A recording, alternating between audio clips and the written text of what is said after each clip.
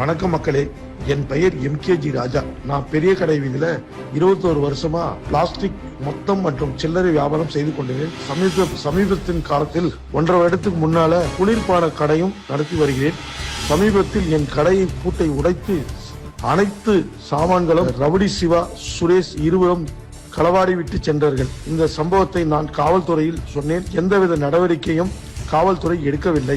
அவர்கள் உதவியோடு தான் இந்த திருட்டு செயல் நடந்துள்ளது. கமிஷனர் மூலம் நான் கம்ப்ளைண்ட் செய்தும் எனக்கு எந்தவித நியாயமும் கிடைக்கவில்லை. ரவுடி சிவா, சுரேஷ் எனக்கு பகிரங்கமாக கொலை மிரட்டல் விடுத்துள்ளார். சுதந்திர நாட்டில் கட்ட பஞ்சாயத்து ரவுடிசம் நடந்து கொண்டு தான் இருக்கிறது. மக்களே, உங்கள் குரல் சப்போர்ட்டு தான் எனக்கு தேவை. நீங்க விரும்பினால் இந்த குரலை மீடியா மூலம் மனு நீதி உரிமை அரசியலுக்கு எடுத்துட்டு போவேன்.